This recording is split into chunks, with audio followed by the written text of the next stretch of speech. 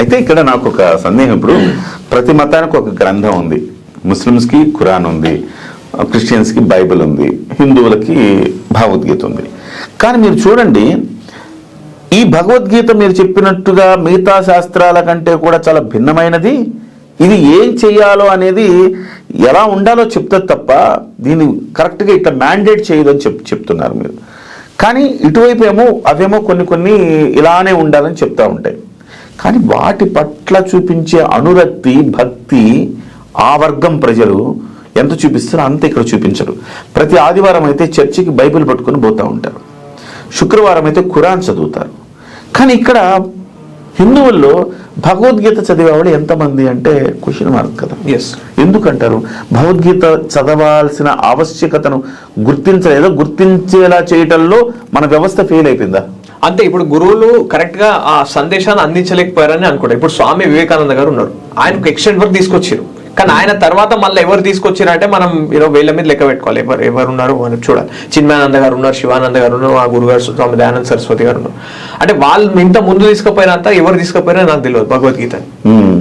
So ఇప్పుడు భగవద్గీత మీరు జెన్జీకి ఎట్లా స్టార్ట్ చేయాలంటే, మీరు ఇందాక ప్రీవియస్ క్వశ్చన్ కూడా అన్నట్టు, డైలీ అసలు లివర్కి వాళ్ళు పూజ కూడా చేయరు. నార్మల్ పిల్లలు, ఇంట్లో పిల్లలు అంతా వాళ్ళు కూర్చొని పూజ చేయరు. అందరూ వాళ్ళ ఇళ్ళలో అమ్మలు చేస్తారు, అమ్మలు నానమ్మలు వీళ్ళే చేస్తారు. జెంట్స్ జనరల్లీ పూజకు దూరం ఉంటారు, ఒక అగరబత్తి పెట్టి వెళ్ళిపోతారు. సో మీరు ఒక డిసిప్లిన్ ఏంటంటే, ర్యాండమ్ గా భగవద్గీత ఓపెన్ చేయండి. గీతా ప్రెస్ భగవద్గీత బుక్ ఒక చిన్నది ఉంటుందండి, పాకెట్ ఫ్రెండ్లీ బుక్. నాది చాలా తక్కువ, 2 digit 40 rupees ఎంత ఉంటుంది. ఇంతనే బుక్, ఇంగ్లీష్ ట్రాన్స్లేషన్ ఉంటుంది. చిన్న బుక్ ఆర్డర్ ఇచ్చుకోండి. ఆర్డర్ ఇచ్చుకొని ర్యాండమ్ గా ఒక 5 శ్లోకాస్ జస్ట్ పేజ్ ఓపెన్ చేసి ఏమేమి శ్లోకం వస్తుందో రాసుకోండి, ఆ శ్లోకాలు రాసుకోండి. Every day for whole life hold on to that 5 shloka. Every day 5 shloka. అదే 5 శ్లోకాలు.